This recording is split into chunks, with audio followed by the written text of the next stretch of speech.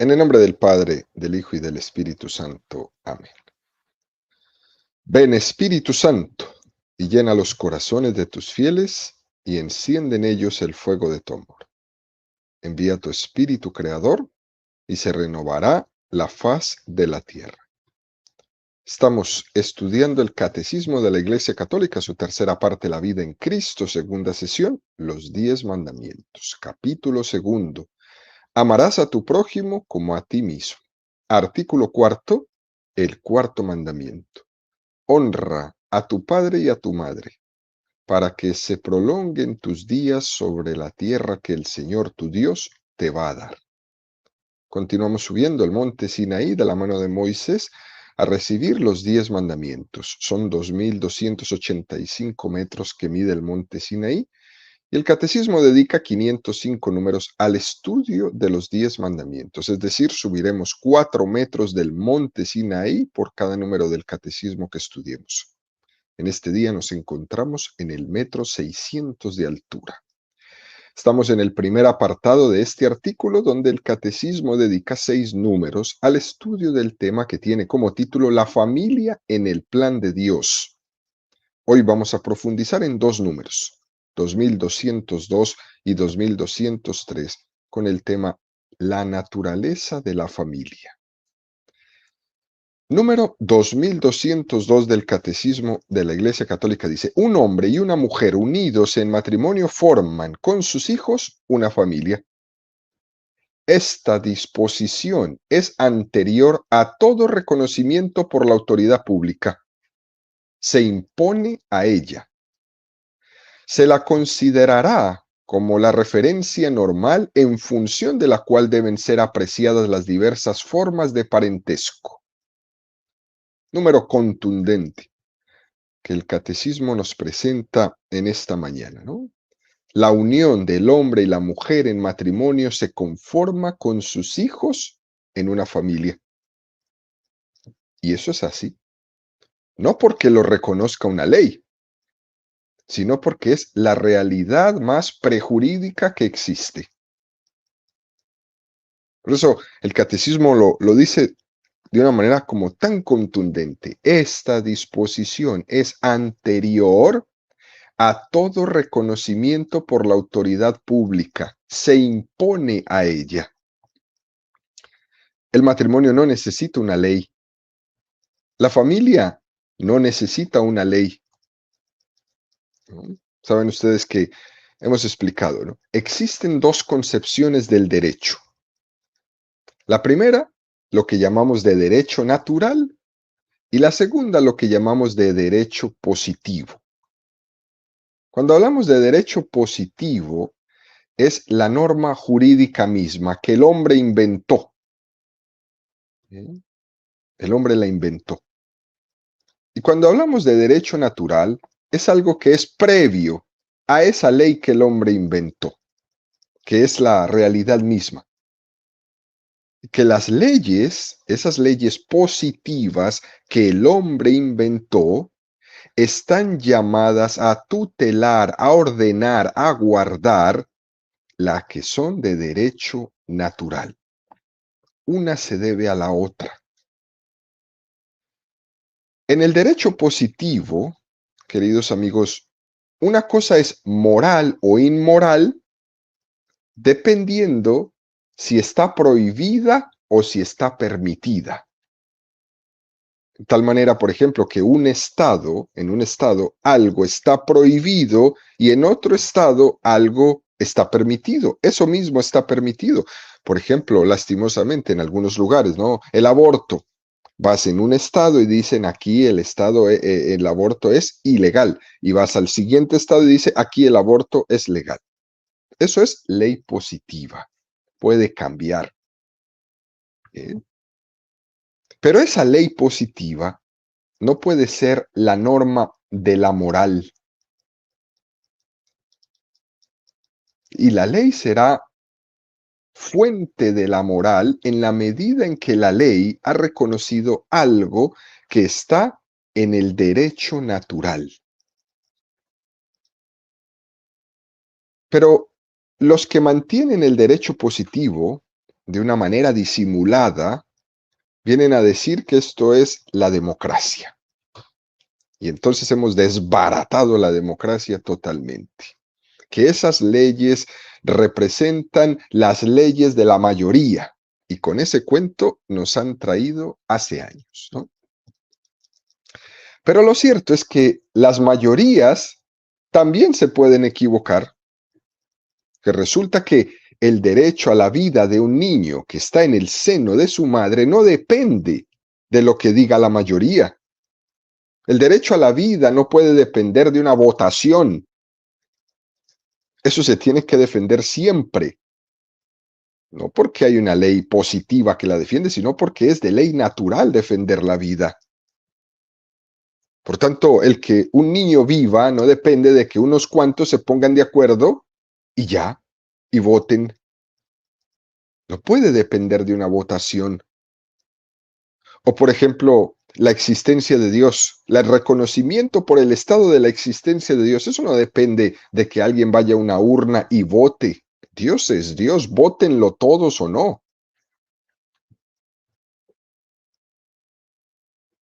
Esta concepción, queridos amigos, del positivismo, ¿no?, se contrapone totalmente a la concepción cristiana católica de la vida, a la concepción cristiana. En esa concepción cristiana, lo que se fundamenta es la ley natural y la ley positiva al servicio de la ley natural.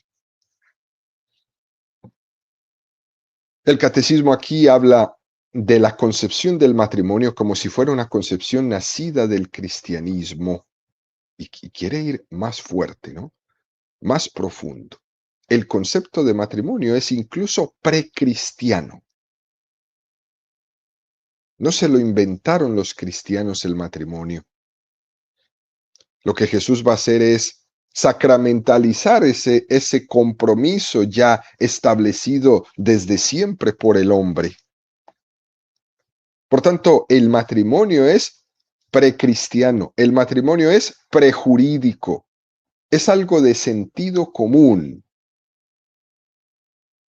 Pero eso pone nervioso a muchos en nuestra cultura, porque nuestra cultura quiere es un hombre, como ellos llaman, autónomo, que no esté debajo de nada, que esté por encima de todo, un hombre Dios prácticamente, ¿no? Esa imagen del hombre soberbio podría ser la imagen de Adán y de Eva, aquel árbol del bien y del mal que se le pidió que respetaran. Es la imagen de algo de lo que no soy dueño. Eso es una realidad prejurídica. Hay un bien, que el matrimonio es lo que es, que la familia es lo que es, y el Estado no tiene derecho a cambiarlo, ni su nombre ni su definición. Solo tiene obligación de protegerlo, nunca de cambiarlo. Y esta es la imagen, ¿no? A Adán y a Eva se le dan unos bienes morales de los cuales no eran dueños. Y no son las decisiones arbitrarias que crean una realidad. Esa realidad ya estaba antes del que tú existieras. Las leyes, en cualquier caso, tutelarán, ampararán la realidad del matrimonio y de la familia, que es la célula básica de la sociedad y que tenemos evidentemente ante nuestros ojos una sociedad totalmente quebrantada porque la familia ha sido aplastada, quebrantada, perseguida, casi casi con el deseo de aniquilarla. Y aquí, queridos amigos, debemos hacer pues un comentario, ¿no?, en relación al llamado matrimonio homosexual, ¿no?, que nos están vendiendo por todas partes. Fíjese cómo la estrategia que se ha usado para llevar a cabo esto y cambiar el concepto de lo que es el matrimonio natural, primero, se engaña a la opinión pública hablándole de una extensión de derechos. con un planteamiento que es el siguiente. Yo no quito ningún derecho a nadie. Lo que se pretende es que se extiendan los derechos, que una pareja homosexual tenga derecho a casarse. Segundo, no es que se haga una ley específica para que las parejas homosexuales tengan los mismos derechos, sino que se cambia el código de derecho y se cambia el concepto de matrimonio, de tal forma que el matrimonio como tal deja de ser la unión entre un hombre y una mujer para ser la unión entre un cónyuge A y un cónyuge B. Se ha cambiado el concepto de matrimonio usando como tapadera la extensión de derechos. Eso es una estrategia que tiene una hoja de ruta ideológica tremenda. Tan es así que, al poco tiempo, en la ley de la enseñanza en la escuela, se impone obligatoriamente la enseñanza de la ideología de género.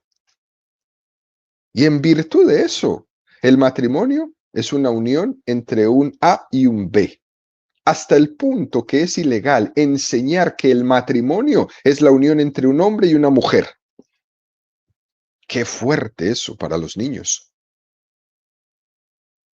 Tan fuerte que es violento, porque violenta la ley natural. Ese tipo de estrategias ideológicas, demoníacas, que está en el sustrato de ese secularismo y de ese laicismo tan agresivo, se empieza a dar en todo y no permite que se tengan los debates morales pertinentes.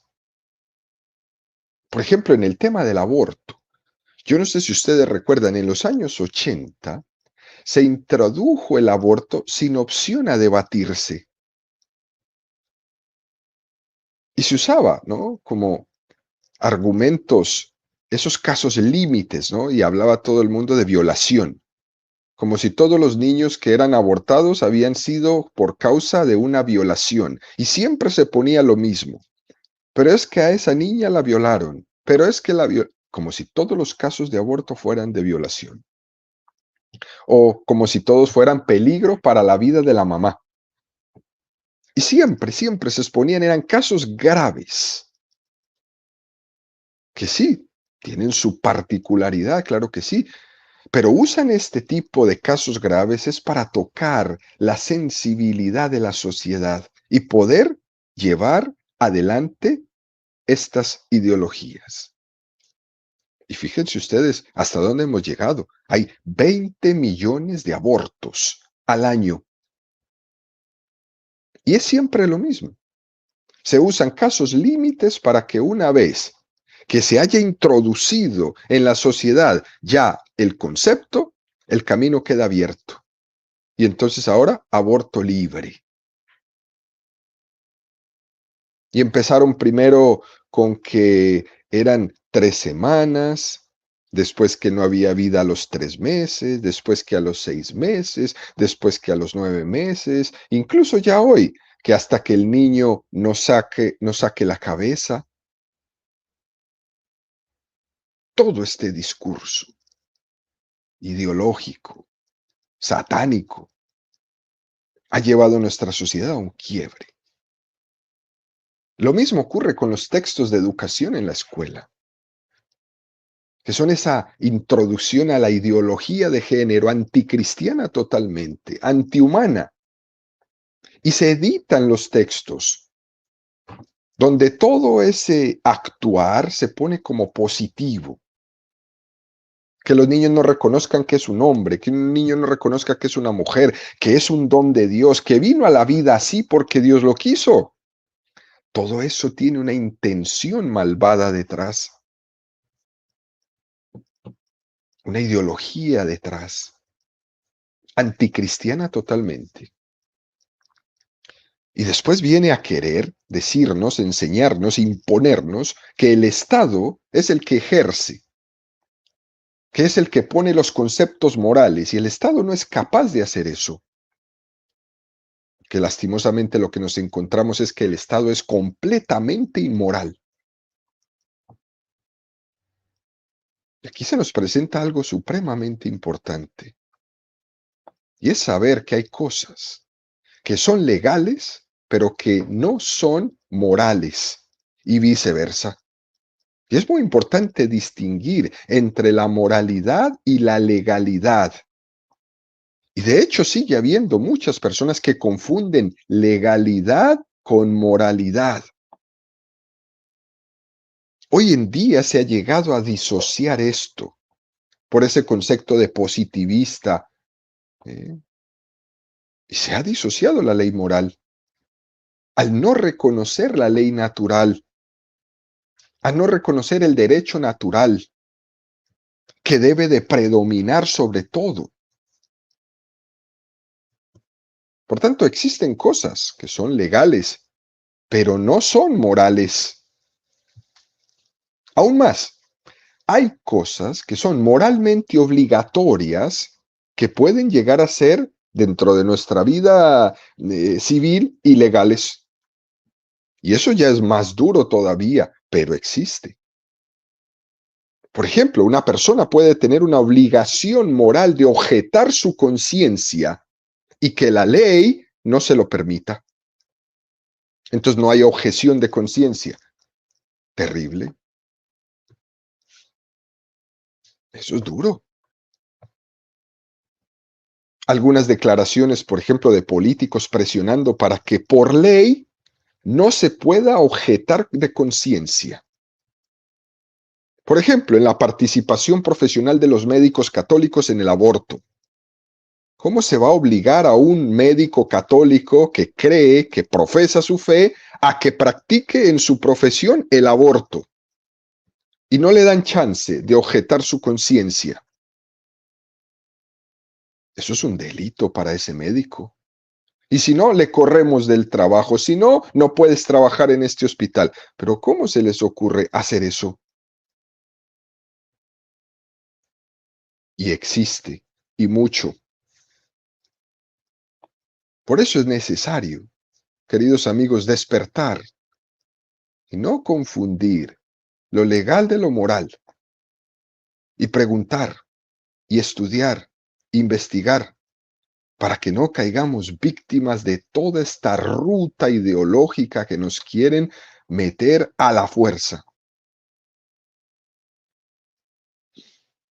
Luego el catecismo da un paso más y nos presenta el número 2203 que dice: al crear al hombre y a la mujer, Dios instituyó la familia humana y la dotó de su constitución fundamental. Sus miembros son personas iguales en dignidad. Para el bien común de sus miembros y de la sociedad, la familia implica una diversidad de responsabilidades, de derechos y de deberes. ¡Qué número tan espectacular! En la familia se da una igualdad entre los miembros al mismo tiempo que una diversidad. Son miembros en una familia, personas iguales en dignidad. Por eso hay cosas en las que no debemos caer nunca, que es, por ejemplo, la pregunta que se le hace a los niños: ¿tú a quién quieres más? ¿A tu papá o a tu mamá? No, eso no se le pregunta a un niño. ¿Sí? Eso molesta a un niño. En la familia todo el mundo es amado incondicionalmente. Y hablamos de una igualdad fundamental en la dignidad de todos los miembros de la familia. Porque precisamente la familia en ella está basada en el amor incondicional. El Estado nunca puede amar, solo ama a la familia. No hay otro amor más grande, no hay otro amor más incondicional que tu familia.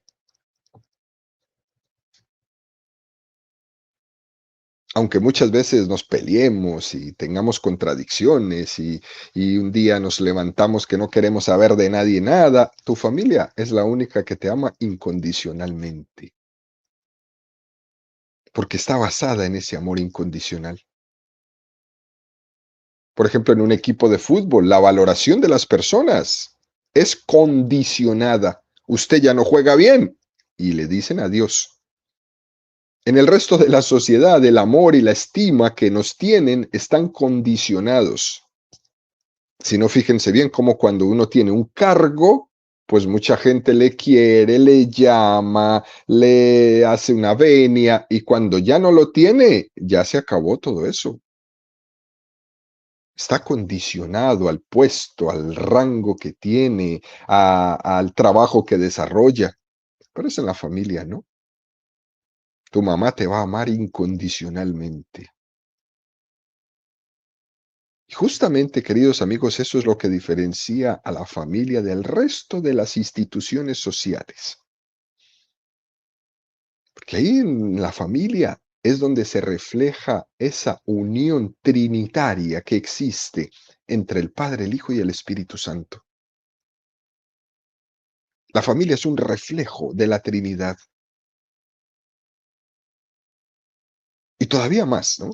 Si en el seno de una familia hay alguien que tiene más derecho al amor, es el débil, es el hijo enfermo, es el discapacitado. En ese se vuelcan todas las fuerzas de la solidaridad que una familia puede tener. Y es hermosísimo ver esas familias, por ejemplo, cuando nace uno de sus hijos con un síndrome, ¿no? El síndrome de Down, por ejemplo. Ese amor que se volca sobre ese niño, eso no tiene explicación. Y los que tienen esta experiencia me lo podrán decir, ¿no? Por tanto, esto de que en la familia las personas son iguales en dignidad es una cosa impresionante, ¿no? Y eso no significa igualitarismo, porque al mismo tiempo reconocemos que en nuestra familia hay una diversidad. Hay una diversidad en los roles, por ejemplo, que cada uno cumple en su familia. Hay una diversidad. Curiosamente, ¿no? En esta cultura nuestra se está cayendo precisamente en la contradicción. Se predica una especie de igualitarismo y luego resulta que niega la dignidad de los miembros de una familia. ¿Cómo los niega? Pues muy fácil. Este abuelito está enfermo y entonces le aplican la eutanasia. Este niño viene con una discapacidad y entonces deciden abortarle. En esta sociedad donde reivindican tanto ese igualitarismo, somos supremamente violentos con los débiles. Y por eso está al orden del día la eutanasia y el aborto. Nosotros los cristianos no creemos en un igualitarismo. Nosotros creemos que providencialmente existen roles diversos y distintos dentro de la familia. Por naturaleza, no es lo mismo ser padre que madre, no es lo mismo ser hijo que padre, no es lo mismo. No es lo mismo el rol del abuelo que el rol del padre, no es lo mismo. Y es cierto que las tradiciones sociales pueden influenciar a la hora de configurar las relaciones familiares. Por ejemplo, hay una sociedad donde es más patriarcal, hay otras que son sociedades más matriarcales, pero cada uno tiene su rol. Y sería un error pensar que en esto de los roles de cada miembro de la familia simplemente es algo que es cultural o que es tradicional o que es sociológico y que en eso no hay nada de natural, ¿no? Eso sería un error pensarlo. Y ¿Y por qué digo que es un error pensarlo? Porque en nuestra cultura se ha metido una especie de palabra que se usa mucho que se llama unisex, ¿no? Donde es lo mismo ser hombre que mujer. Hasta en la ropa ya eso existe, ¿no? Esta camisa es unisex, es decir, le queda a un hombre y le queda a una mujer. Y se debe indicar que no es lo mismo ser una cosa que la otra. No es lo mismo ser padre que madre. Ser padre es un rol y ser madre es un rol. Que a lo mejor sea más fuerte ese rol de papá en algunas culturas o sea ese rol de mamá más fuerte en otras culturas, eso no tiene nada que ver con el rol que cada uno tiene. Tantos problemas que arrastran hoy en día muchos de nuestros niños y nuestros adolescentes está en haber tenido una carencia de padre o de madre.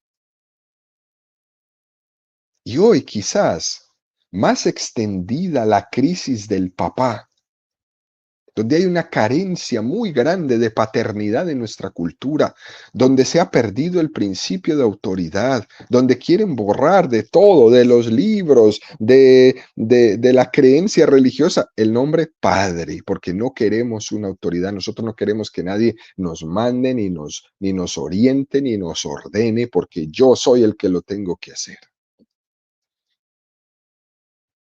Y entonces a los padres modernos les están vendiendo la idea de que usted no es padre, sino que es un amigo de sus hijos. Es un padre bonachón, un amigo. Y eso le lleva a usted no poder ejercer ningún tipo de autoridad con sus hijos, porque usted es un amigo. Y el amigo no puede ser autoritario, sino que tiene que ser complaciente. Y en esa complacencia, usted pierde todo. Es un gran error, porque ha diluido esta sociedad el principio de autoridad que se tiene que tener en una familia. Llámele por el padre o llámele por la madre, ¿no? Llámele patriarcado o llámele matriarcado, como usted quiera. Pero hay un principio de autoridad en la familia por el rol que desempeña cada uno. Y nosotros no debemos creernos ese cuento de que yo soy papá amigo. No, no, no, usted es papá y ejerza su paternidad. Déjele a los amigos ser amigos. Usted sea padre. Usted sea padre. No pierda su principio de autoridad nunca.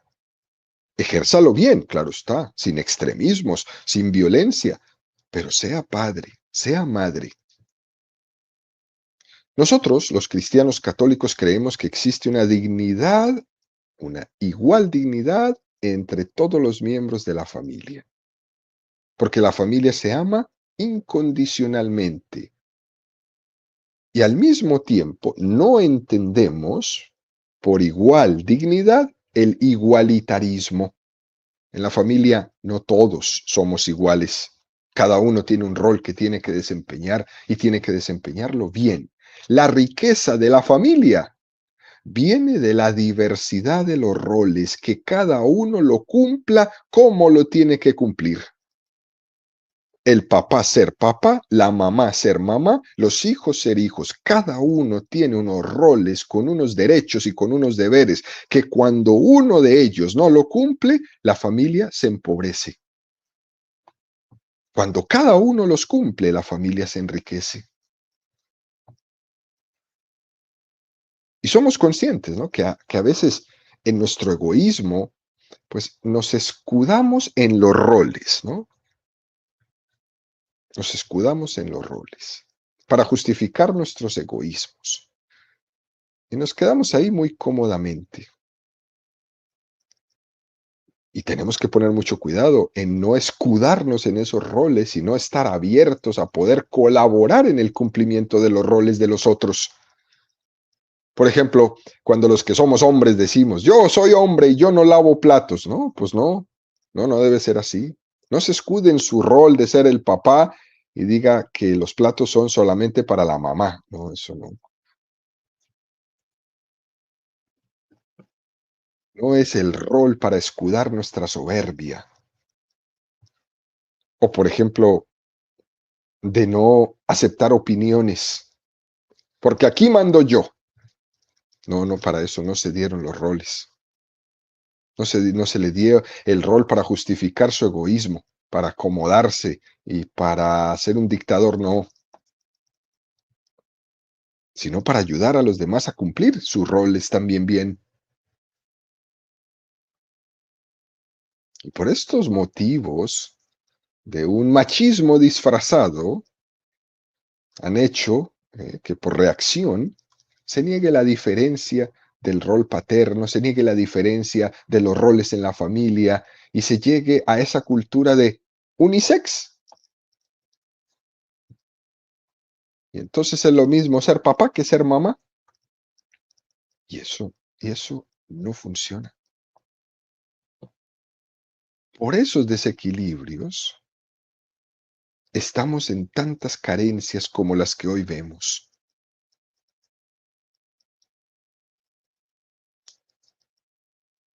Es fuerte cuando uno escucha, por ejemplo, cuando una mamá dice, es que yo soy mamá y papá. No, lastimosamente a usted le ha tocado asumir un rol que no le corresponde, que la vida lastimosamente le ha llevado a ese extremo, pero ese no es el ideal. Ese no es el ideal. Normalmente cuando una persona dice, es que yo soy papá y mamá, lo dice de una manera cansada. Dice, estoy hasta aquí, estoy harta, o estoy harto, o estoy supremamente cansado, porque esto de ser papá y mamá al mismo tiempo es muy duro. Pues claro que es duro, porque estás haciendo un rol que no te corresponde o que no te correspondería. En la familia cada uno tiene su rol y cuando uno le hace el rol que no le corresponde, pues claro que se va a cansar, claro que se va a abrumar. Por eso el catecismo dice, sus miembros son personas iguales en dignidad para el bien común de sus miembros y de la sociedad. Y la familia implica una diversidad de responsabilidades, de derechos y de deberes. Y cuando una persona tiene las responsabilidades del papá y las responsabilidades de la mamá, claro que se carga. No es la misma responsabilidad la que tiene un padre, a la que tiene una madre o la que tiene un hijo. Por tanto, los derechos y los deberes tampoco son los mismos.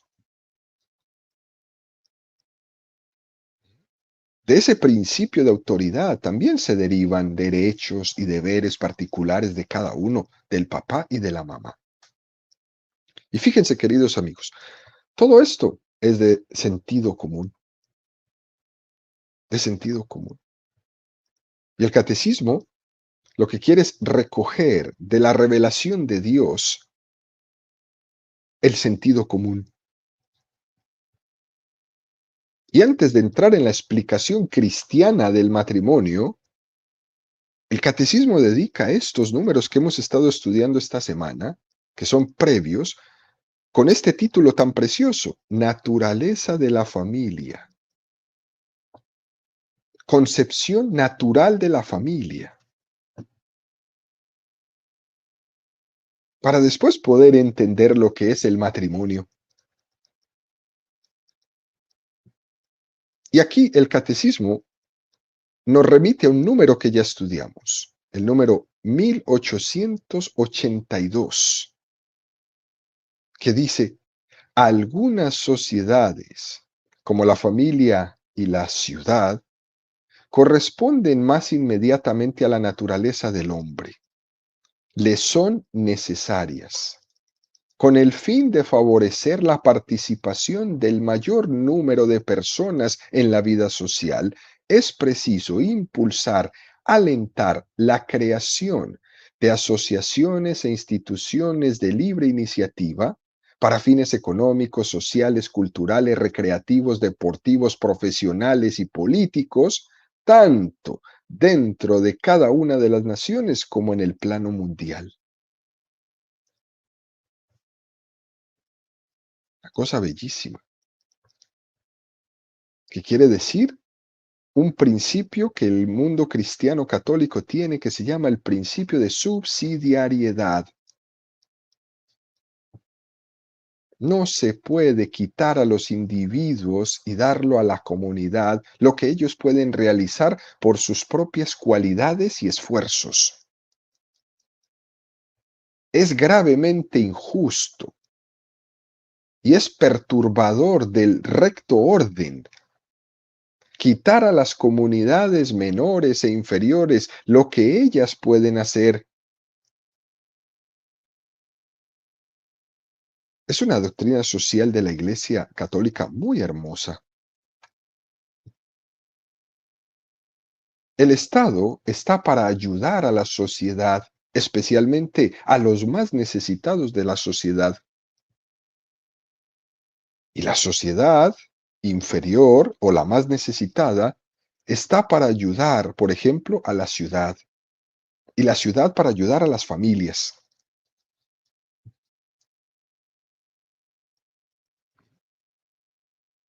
Un principio que tenemos que seguir estudiando y estudiando. La familia es la célula más básica de la sociedad. Primero será la familia y después vendrá la ciudad.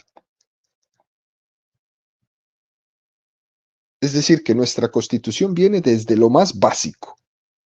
Papá, mamá, hijos, ciudad.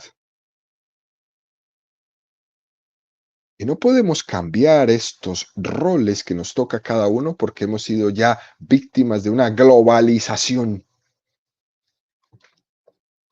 Nosotros somos el fundamento de nuestra sociedad y por eso tenemos que convertirnos cada vez más en defensores absolutos de la familia, en todos los retos y en todas las situaciones que tiene nuestra sociedad. Esto es un principio fundamental de todo cristiano católico, queridos amigos, que debemos tenerlo como un compromiso personal, tú y yo, defensores de la familia.